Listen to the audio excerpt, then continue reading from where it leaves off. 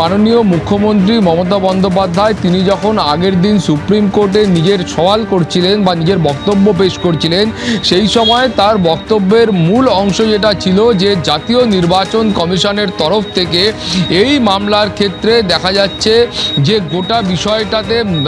জাতীয় নির্বাচন কমিশন তারা মাইক্রো অবজারভার নিয়োগ করেছে। এখন এই মাইক্রো অবজারভার নিয়োগ করার কারণ হিসাবে তারা যেটা উল্লেখ করছেন যে বলা হচ্ছে যে মাইক্রো অবজারভারদের শুধুমাত্র বৈধ ভোটারদের নাম তালিকা থেকে বাদ দেওয়ার জন্যই এই মাইক্রো অবজারভারদের নিয়োগ করা হচ্ছে বলে মাননীয় মুখ্যমন্ত্রী তিনি অভিযোগ করেছিলেন। এবং এই অভিযোগের ভিত্তিতে তিনি কিন্তু বলেছিলেন যে একেবারে যেখানে যেখানে বিজেপি ক্ষমতায় রয়েছে সেই জায়গাগুলো থেকে মাইক্রো অবজারভারদের নিয়ে আসা হচ্ছে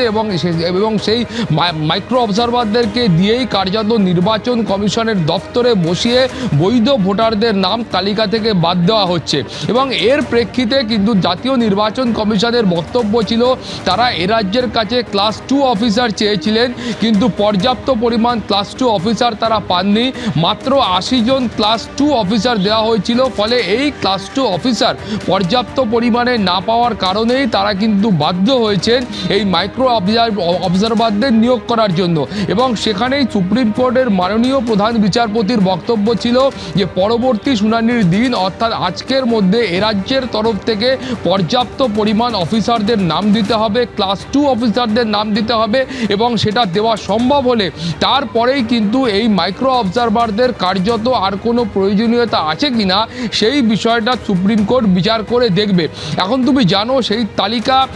আজকে যদি শুনানির সময় সুপ্রিম কোর্টে দেওয়া হয় তাহলে হয়তো পরবর্তী ক্ষেত্রে এই মাইক্রো অবজারভারদের আর প্রয়োজন থাকবে না। সেক্ষেত্রে বিএলও,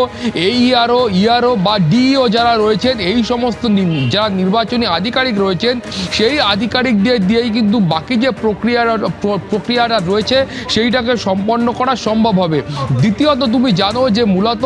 যে অভিযোগ মাননীয় মুখ্যমন্ত্রীর তরফে করা হয়েছিল সেখানে বলা হয়েছে নামের যে পদবি রয়েছে সেই পদবির সামান্য পরিবর্তনের কারণেও কিন্তু বহু ভোটারের নাম তাদের বাদ দেওয়া হচ্ছে। সেখানে বলা হচ্ছে যে বন্দ্যোপাধ্যায় থেকে ব্যানার্জি হলে নাম বাদ দেওয়া হচ্ছে, মুখোপাধ্যায় থেকে মুখার্জি হলে নাম বাদ দেওয়া হচ্ছে। তাছাড়াও বলা হচ্ছে যে মেয়েদের বিয়ের পরে যখন পদবীর পরিবর্তন হয় সেই পদবীর পরিবর্তনের কারণেও কিন্তু পশ্চিমবঙ্গের বহু মানুষকে তাদেরকে শুনানিতে ডেকে পাঠানো হচ্ছে, নাম বাদ দেওয়া হচ্ছে। সেক্ষেত্রে সুপ্রিম কোর্টের পরামর্শ ছিল এই গোটা বিষয়টার ক্ষেত্রে যদি এ রাজ্যের বাংলা ভাষা জানা যারা আধিকারিক রয়েছেন, অফিসার রয়েছেন, সেই অফিসারদের নির্বাচন কমিশনে নিয়োগ করা যায় সেক্ষেত্রে কিন্তু এই সমস্যাটা কমবে বা এই যে সংখ্যক মানুষকে ডেকে পাঠানো হচ্ছে সেই সংখ্যাটা অনেক কমতে পারে বলে সুপ্রিম কোর্টের তরফ থেকে আশা প্রকাশ করা হয়েছিল বা পরামর্শ দেওয়া হচ্ছিল। ফলত সুপ্রিম কোর্টের এই যে দুটি পরামর্শ বা নির্দেশ ছিল সেই নির্দেশের প্রেক্ষিতে আজকে নির্বাচন কমিশন এবং এ রাজ্যের সরকারের তরফ থেকে কি